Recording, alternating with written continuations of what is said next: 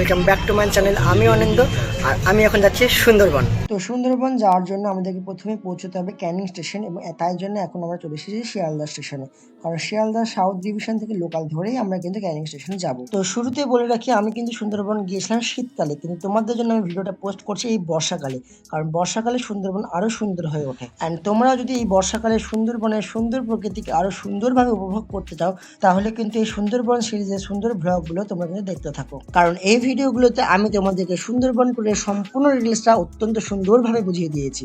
তো চলো এখন যাওয়া যাক সুন্দরবন।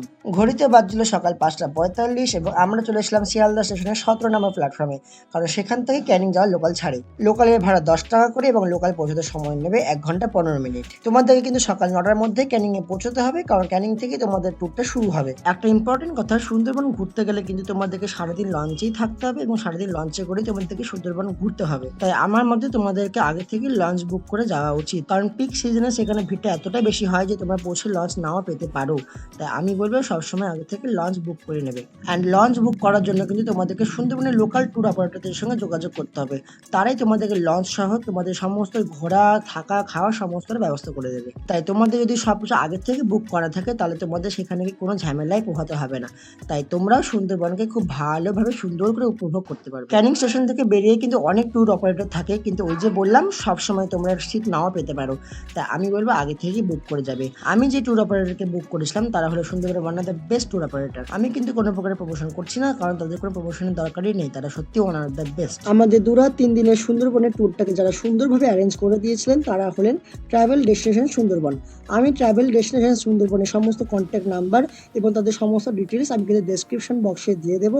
তোমরা যারা সুন্দরবন যেতে চাও তারা কিন্তু অবশ্যই তাদের সঙ্গে একবার কন্ট্যাক্ট করে নিও, তারা তোমাদেরকে সমস্ত ডিটেলসটা আরো সুন্দরভাবে বুঝিয়ে দেবেন। আমাদের 2-3 দিনের এই সুন্দরবনের ট্যুরে থাকা, খাওয়া, ঘোরা সমস্তটা নিয়ে আমাদের খরচ পড়েছে পার হেড 3500 টাকা করে। এবং এই 3500 টাকার মধ্যে আমরা কত সুন্দর ফেসিলিটি পেয়েছি সেটা যদি তোমাদের জানতে চাও, তাহলে কিন্তু পুরো ভিডিওটা তোমাদেরকে দেখতে হবে। পিক সিজনে যখন ভিড়টা একটু বেশি থাকে তখন হয়তো রেটটা একটু বেশি হতেই পারে, তো সেটা তোমরা ট্যুর অপারেটরের সঙ্গে কথা বলে জেনে নেবে। তো ট্যুর শুরু করার আগে যাবতীয় তথ্য তোমাদেরকে দেওয়া হয়ে গেছে, তাই আর বেশি কথা না বলে চলো যাওয়া যাক সুন্দরী গাছের রাজ্য সুন্দরবন।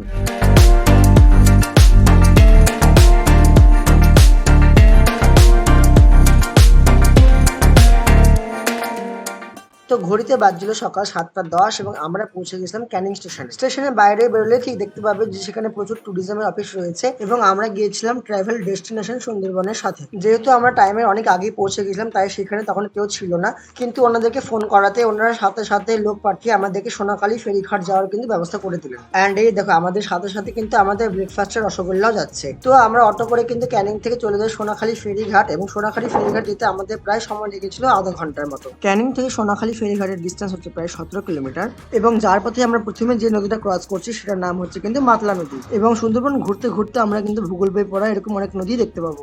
ঘড়িতে বাজে সকাল 8:30, পৌঁছে গেছি সোনাখালী ফেরিঘাট এবং সেখানে পৌঁছে কিন্তু মনটা একেবারে ভালো হয়ে গেল, কারণ সামনেই হোগল নদী এবং তার উপর ভেসে বেড়াচ্ছে কতগুলো লঞ্চ এবং এই লঞ্চগুলো করেই কিন্তু 2 দিন ধরে আমরা সুন্দরবন ঘুরবো। তো চলো এবার আমরা আমাদের লঞ্চের দিকে যাই। তো এই যে দাঁড়িয়ে আছে আমাদের লঞ্চ এবং আমাদের কিন্তু এই নদী পার হয়ে এখন লঞ্চে উঠতে হবে। এখানে কিন্তু খুব সাবধানে নামতে হবে, নাহলে একবার যদি পা পিছলে যায় তাহলেই গেল ধপাস। তবে আমাদের কিন্তু বেশ মজা লাগছিল, ছোটখাটো অ্যাডভেঞ্চার টাইপের। তো চলো আগে লঞ্চে উঠি, তারপর তোমাদেরকে লঞ্চটা ভালো করে ঘুরে দেখাই।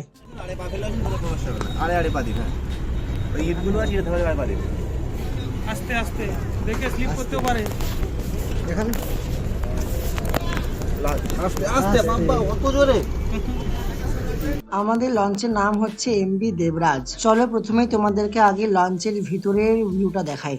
প্রথমে সিঁড়ি দিয়ে নামতে হবে এবং নামলেই সামনেই রয়েছে দুদিকে দুটো বাথরুম এবং তারপর দুটো প্রাইভেট রুম এবং তারপর রয়েছে কমন রুম। রুম বলতে এগুলো ঠিক রুম নয়, এখানে বড় বড় 4টে বিছানা রয়েছে এবং তোমরা সবাই মিলে এখানে বসে থাকতে পারো, সারাদিন ঘুমোতেও পারো এবং এখানে রেস্ট নিতেও পারো। পুরো যতজন যাবে টোটাল সব মেম্বাররাই কিন্তু এখানে রেস্ট নিতে পারবে, তো তাই জন্য এখানে তোমাদেরকে শেয়ার করে নিতে হবে। তবে এটা বেশ কিন্তু মজার। অ্যান্ড তোমরা যারা শেয়ার করতে চাও না তারা প্রাইভেট রুম নিতেই পারো, সেটা প্রথমে আছে। তার জন্য ট্যুর অপারেটরদের সঙ্গে তোমাদেরকে আগে কথা বলতে হবে এবং তার জন্য কিন্তু চার্জটা একটু বেশি লাগবে। যাই হোক, ওই পিছন দিকে দেখো এখানে সবাই রান্না করছে, মানে লঞ্চের মধ্যে থাকা খাওয়া রান্না সবকিছুই ব্যবস্থা আছে এবং এনারা সারাদিন এখানে রান্না বান্না করেন। আর এখন দেখতে পাচ্ছি সকালে জলখাবার তৈরি হচ্ছে। বিছানাগুলো কিন্তু বেশ বড় বড় এবং বিছানার পাশে জানলা রয়েছে এবং তোমরা বিছানায় শুয়ে শুয়ে জানলা দিয়ে নদী দেখতে পারবে এবং শুয়ে শুয়ে নদী দেখার মজাই কিন্তু আলাদা। তো লঞ্চের সামনে কিন্তু দুটো বাথরুম আছে, চলো তোমাদেরকে বাথরুমটা দেখায়। বেশ পরিষ্কার পরিচ্ছন্ন এবং কিন্তু অনেকটা বড় সড়ো বাথরুমটা। ভেতরে কোমোড রয়েছে, হ্যান্ড শাওয়ার রয়েছে এবং বালতি রয়েছে এবং একদমই পরিষ্কার পরিচ্ছন্ন। তবে একটা কথা, বাথরুমের জলে কিন্তু কেউ মুখ হাত ধুইও না, ভুল করেও কিন্তু এই ভুলটা করো না, কারণ বাথরুমের জল প্রচন্ড লবণ। জাহাজের মানে লঞ্চের যে কোনো জলই প্রচন্ড কিন্তু লবণ। খাওয়া দাওয়া করার পর মুখ হাত ধোয়ার জন্য আলাদা জলের ব্যবস্থা আছে, সেটা তোমাদেরকে উপরে গিয়ে দেখাচ্ছি চলো। তবে লঞ্চ থেকে পুরো ভিউটা কিন্তু জাস্ট সুন্দর, একদম মানে মন জুড়িয়ে যাবে পুরো ভিউ দেখতে দেখতে। তো চলো এবার উপরে যাওয়া যাক। এন্ড উপরে গিয়ে দেখতে পাচ্ছ এখানে পুরো ডাইনিং টেবিল পাতা রয়েছে। আমরা এখানে লাঞ্চ ব্রেকফাস্ট সবই কিছু এখানে করব এবং এই চেয়ারগুলোতে বসে বসে কিন্তু আমরা পুরো ভিউ দেখতে দেখতে যাবো। এন্ড দেখো এখানে বেসিন ছিল, খাওয়া দাওয়া করার পর কিন্তু মুখ এখানে ধোবে এবং এখানে কিন্তু জলের পরবর্তী ব্যবস্থা আছে। তাই বাথরুমে জলে কেউ মুখ ধুয়েও না, সব জলে মুখ ধরে এই উপরে জলে মুখ ধুয়ে। এন্ড আরেকটা রিকোয়েস্ট, যে তোমরা খাওয়া দাওয়া করার পর বা কোনো কিছুই জলে কিন্তু ফেলবে না, প্লাস্টিক জাতীয় কোনো দ্রব্য জলে ফেলবে না বা কোনো নোংরা আবর্জনা জলে ফেলবে না। এটা কিন্তু আমার তরফ থেকে এবং ওনাদের তরফ থেকে বারবার রিকোয়েস্ট। কোন বাজে 9:45 অ্যান্ড আমরা এখন লঞ্চে বসে আছি। এখনও লঞ্চ ছাড়িনি, কারণ 45 জন যাওয়ার কথা আজকে আমাদের ইসের টিমে, মাত্র 6 জন এসেছে, এখনও বাকি আরও কেউ আসেনি। তো আমরা এখন সবাই ফ্রেশ হয়ে লঞ্চের মধ্যে বসে আছি। তো লঞ্চ ছাড়ার আগেই শুরু হয়ে গেছে খাওয়া দাওয়ার পালা এবং এখন চলে এসেছে গরম গরম চা এবং তার সাথে জল খাবারও রেডি, গরম গরম লুচি, আলুর দম এবং রসগোল্লা। খাবারের কোয়ালিটি এবং টেস্ট নিয়ে কিন্তু কোনো তুলনা হবে না। প্রত্যেকবারে খাবারের টেস্ট কিন্তু খুবই সুন্দর এবং 8 থেকে 80 সকালের কথা মাথায় রেখে কিন্তু খাবার বানানো হয়েছে। একদমই বাড়ির মতো ঝাল মশলা খুব বেশি নেই, তাই শরীর খারাপ হওয়ারও কোনো ভয় নেই। তো খেতে খেতে কিন্তু আমাদের লঞ্চ যেতে শুরু করেছে এবং সামনে যে ব্রিজটা দেখতে পাচ্ছ সেই ব্রিজটা হচ্ছে হোগল ব্রিজ। অ্যান্ড এই হোগল ব্রিজ ক্রস করা মানে কিন্তু শহর ছেড়ে সুন্দরবনের উদ্দেশ্যে যাত্রা করা। তো যেতে যেতে একটা ইম্পর্টেন্ট কথা তোমাদেরকে জানিয়ে দিই, যে তোমরা তোমাদের সঙ্গে কিন্তু প্রত্যেকের আইডি প্রুফ এবং 2 কপি করে ছবি রেখো, কারণ সেটা ফরেস্ট পারমিটের জন্য লাগে। সেটা নিয়ে তোমাদের কোনো মাথা ব্যথার দরকার নেই, সেটা ট্যুর অপারেটরের লোকরাই করে নেবে। শুধু তোমাদের কাছ থেকে তারা 2 কপি ছবি এবং তোমাদের আইডি প্রুফ চাইবে। তো চলো এবার একটা ভিউ দেখতে দেখতে সুন্দরবন যাওয়া যাক।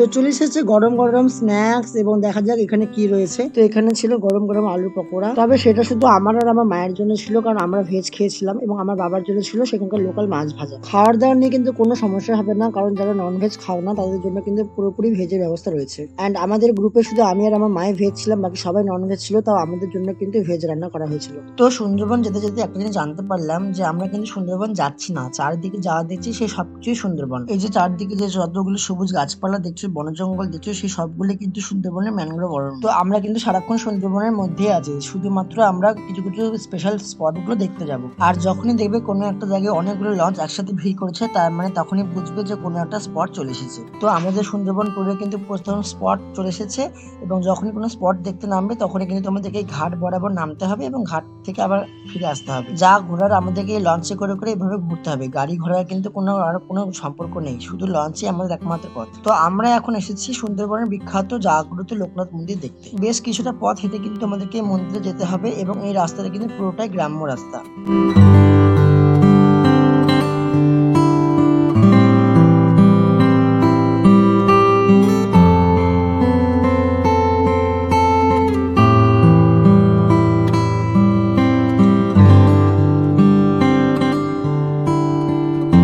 তো বেশ কিছুটা রাস্তা হেঁটে চলে এসেছি আর দেখতেই পাচ্ছ মন্দিরে পৌঁছে গেছি।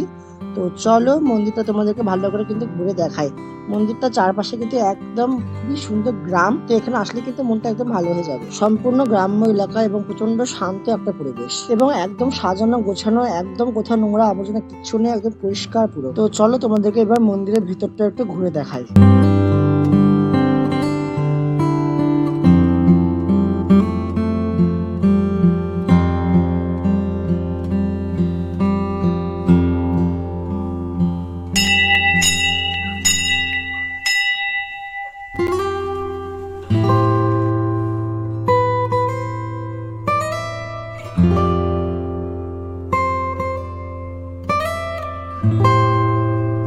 এখানে ঘোরা শেষ, এবার এখান থেকে যাওয়ার পালা। বাট সমস্যা একটাই, যেহেতু একটাই ঘাট এবং অনেকগুলো লঞ্চ, তাই আমাদেরকে কিন্তু ঘাটে গিয়ে বেশ কিছুক্ষণ দাঁড়াতে হবে। অ্যান্ড পিক সিজনের সময় যখন এখানে প্রচন্ড ভিড় হয় তখন কিন্তু এখানে লঞ্চের সংখ্যা দ্বিগুণ হয়ে যায়, তাই সেই সময় লঞ্চ থেকে ওঠা নামার জন্য কিন্তু টাইমটা অনেকটা বেশি লাগবে, তাই ধৈর্য ধরে কিন্তু তখন থাকতেই হবে। যাই হোক, আমাদের এখন লাঞ্চ টাইম এবং লাঞ্চে আমাদের জন্য ছিল গরম গরম ভাত, বেগুন ভাজা, মুগের ডাল, ফুলকপি রোস্ট, পাপড় ভাজা, শেষপাতে চাটনি। তবে যারা যারা ননভেজ তাদের জন্য ছিল ভেটকি মাছ এবং চিংড়ি মাছ। তো যেহেতু খেতে খেতে ভিডিও করার অভ্যাস আমার খুব একটা নেই, তাই তোমাদেরকে আমি অত গুছিয়ে গাছে দেখাতে পারলাম না, তার জন্য কিন্তু কিছু মনে করো না। তবে এইভাবে লঞ্চে বসে দুদিকে ম্যানগ্রোভ দেখতে দেখতে নদীর ঠান্ডা হাওয়া খেতে খেতে কিন্তু লাঞ্চ করার মজা অনেকটাই বেড়ে যায়, এটা কিন্তু মানতেই হবে। অ্যান্ড এই স্বাদ উপভোগ করতে গেলে কিন্তু তোমাদেরকে অবশ্যই সুন্দরবন যেতেই হবে। অ্যান্ড যারা ইলিশ খেতে খুব ভালোবাসো তাদের জন্য কিন্তু পুরো বর্ষাকাল জুড়ে সুন্দরবনে ইলিশ উৎসব চলে, তো সেই সময়টা কিন্তু তোমরা চাইলে যেতেই পারো। আচ্ছা, তোমরা যে ম্যানগ্রোভগুলো দেখতে পাচ্ছ সেই ম্যানগ্রোভগুলোর দিকে একটা ভালো করে জিনিস লক্ষ্য করে দেখো, যে ম্যানগ্রোভগুলোর কিন্তু প্রত্যেকটা গাছেরই একটা নির্দিষ্ট সীমা পর্যন্ত কিন্তু হলুদ সাদা হয়ে আছে এবং তার উপরটা সবুজ এবং সেই স্তরটা পর্যন্ত পুরোটা লেভেল বরাবর সাদা। এর কারণ কি বলতো? এর কারণ হচ্ছে এখানকার নদীর জলে এতটাই লবণ এবং জোয়ার ভাটার সময় যখন জোয়ারের জল পুরো নদীর উপরে উঠে যায়, জলের স্তর যখন বেড়ে যায় তখন কিন্তু গাছের এই গোড়াগুলোতে লবণ জমে থাকে এবং দীর্ঘদিন এটা হতে হতে হতে হতে সেই লবণগুলো এখানে কিন্তু সাদা হয়ে গেছে পুরো। অ্যান্ড আমরা ছোটবেলায় যে ভূগোল বই শ্বাসমূল এবং ঠেসমূলের কথা পড়েছিলাম, আমরা কিন্তু এখানে এই শ্বাসমূল এবং ঠেসমূলগুলো দেখতে পাচ্ছি। বিছানার মধ্যে শুয়ে শুয়ে নদীর মধ্যে ঘুরে বেড়ানো কিন্তু একটা আলাদা অনুভূতি, সত্যি মানে দারুণ একটা অনুভূতি, এটা বলে বোঝানো যাবে না। না এখানে এসে এটা নিজে থেকে না উপভোগ করলে এটা কিন্তু বলে বোঝানো যাবে না। জানলা থেকে দেখলেই নদীতে শুধু নদীতে দাঁড়িয়ে নেই, নদীতে ঘুরে বেড়াচ্ছি নদীর মধ্যে, খাওয়া দাওয়া নদীতে, সব কিছুই লঞ্চের মধ্যে, সব কিছুই নদীর মধ্যে। হ্যাঁ হ্যাঁ, এটা কিন্তু সত্যি। এখন শুধু ব্যাপারটা হচ্ছে বাঘ দেখা যাবে কিনা, এই হলে ব্যাপার। তবে আজকে আশা করি বাঘ দেখা যাবে না, কালকে বাঘ দেখার চান্স আছে, সবাই বলছে তাই।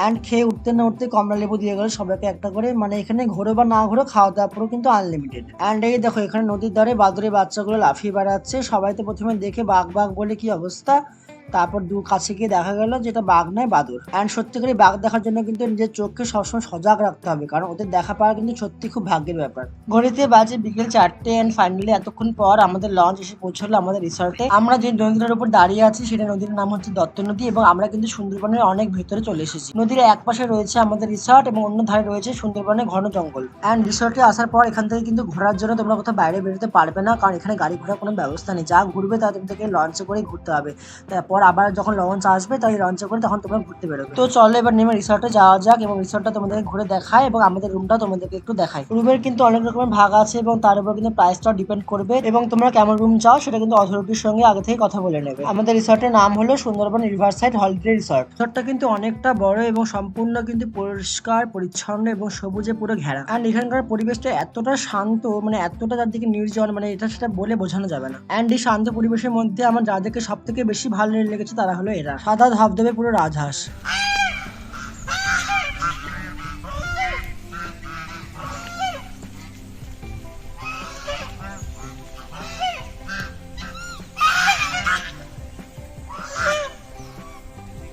তো চলো এবার নিজেদের রুমের দিকে যাওয়া যাক এবং তোমাদেরকে দেখানো যাক যে কেমন রুম পেলাম। তো এই হলো আমাদের রুমটা, তোমরা নিজেরাই দেখে নাও যে তোমাদের রুমটা কেমন লাগলো। আমরা কিন্তু নন এসি রুম নিয়েছিলাম কারণ শীতকালে এসির কোনো প্রশ্নই আসে না। রুমটা যথেষ্ট বড়, ট্রিপল বেড দেওয়া আছে এখানে এবং তার সাথে একটা সোফা কোচ আছে এবং কত বড় একটা আলমারি আছে, তোমরা তোমাদের সমস্ত জিনিসপত্র এখানে রাখতে পারো এবং জিনিসপত্র রাখার জন্য এখানে টেবিল রয়েছে এবং চেয়ারের ব্যবস্থা রয়েছে, তোমরা সেখানে বসতেও পারো। অ্যান্ড এর সাথে রয়েছে একটা বিশাল বড় জানালা, যেটা খুললে কিন্তু প্রকৃতির একদম ঠান্ডা হাওয়া আসছে এবং পুরো সবুজে ঘেরা জঙ্গল তোমরা দেখতে পাচ্ছ এবং তার সাথে রয়েছে অ্যাটাচ বাথরুম এবং বাথরুমটা কিন্তু যথেষ্ট বড়। অ্যান্ড সত্যি বলতেই হয় যে এই বাজেটে এত সুন্দর থাকা খাওয়া এবং ঘোরার ব্যবস্থা জাস্ট সত্যি অনবদ্য। তো চলো এখন ফ্রেশ হয়ে নিই, তারপর সন্ধ্যাবেলা একদম তোমাদের সঙ্গে দেখা হচ্ছে। সন্ধ্যাবেলা কিন্তু রিসর্টের চারদিকটা পুরোটাই অন্ধকার এবং জঙ্গলের মধ্যে কোনো আলো নেই, শুধুমাত্র রিসর্টের যেগুলো আলো সেগুলোই জ্বলছে এবং শুধুমাত্র ঝিঝি পোকার ডাকে কিন্তু শোনা যাচ্ছে। অ্যান্ড এই যে সামনে হলো নদী আর নদীর ওই পারে কিন্তু বাঘ রয়েছে, দেখা যাক কালকে বাঘ দেখা যায় কিনা। যাই হোক, আমাদের জন্য চলে এসেছে এখন গরম গরম ভেজ পকোড়া এবং যারা নন ভেজ তাদের জন্য ছিল গরম গরম চিকেন পকোড়া, গরম গরম পকোড়া এবং তার সাথে চা। এবং আমরা এখন যাব ঝুমুর নাচ দেখতে, যেটা ওখানকার স্থানীয় লোকেরাই আমাদের জন্য অ্যারেঞ্জ করে থাকেন। তো চলো এবার ঝুমুর নাচ দেখতে যাওয়া যাক।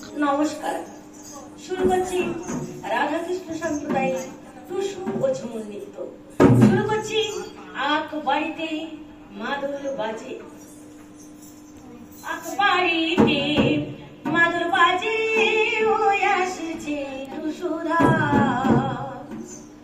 আকবারিতে মাদুর বাজে ও আসছে সুধা চলো চলে চলো চলে ডুবলো কাটা আস্তারানা আস্তারানা পায়না করো শোন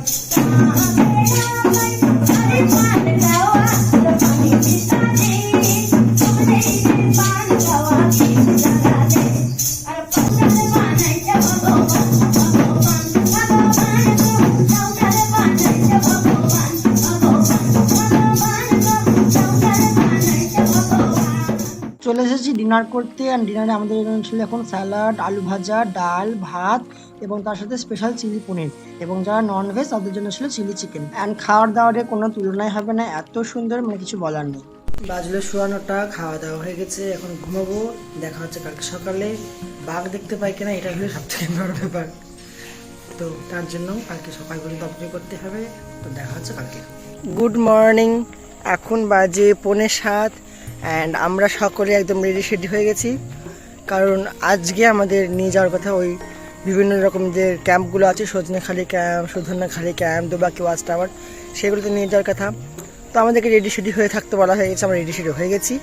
অ্যান্ড এখন আমাদের লঞ্চ আসবে। আমাদের লঞ্চ কখন আসবে জানি না, বলেছে 7টার মধ্যে রেডি হয়ে থাকতে, তো 7:45 বাজে। তো জাস্ট তোমাদেরকে চলো সকাল সকাল নদীর ভিউটা তোমাদেরকে একদম দেখাই।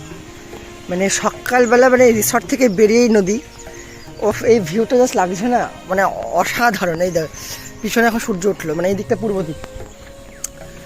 এখন একটা জিনিস সব থেকে যেটা বড় ব্যাপার, আমার মুখে কালো কালো আসছে, হ্যাঁ এখন একটাই সব থেকে যেটা বড় ব্যাপার হচ্ছে যে বাঘ দেখতে পাবো কিনা, কারণ বাঘ দেখার জন্য সুন্দরবনে মানে বিখ্যাত, সুন্দরবনের রয়্যাল বেঙ্গল টাইগার।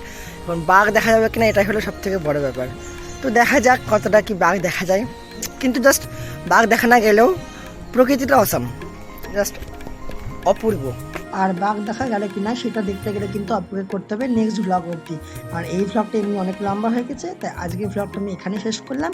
আজকের ব্লগে আমি শিয়ালদা থেকে সুন্দরবন আসা সম্পূর্ণ ডিটেলসটা দেখালাম, এবং নেক্সট ব্লগে আমি সুন্দরবন ঘোরা পুরো ডিটেলসটা দেখাবো, এই সুন্দরবনে কোথায় কী ঘুরবে এবং আলটিমেটলি বাঘ দেখতে পেলো কিনা সেটা জানতে পারবে। তো চলো দেখা হচ্ছে নেক্সট ভিডিওতে, ততক্ষণ জন্য খুব ভালো থেকো। Love you guys so much, by.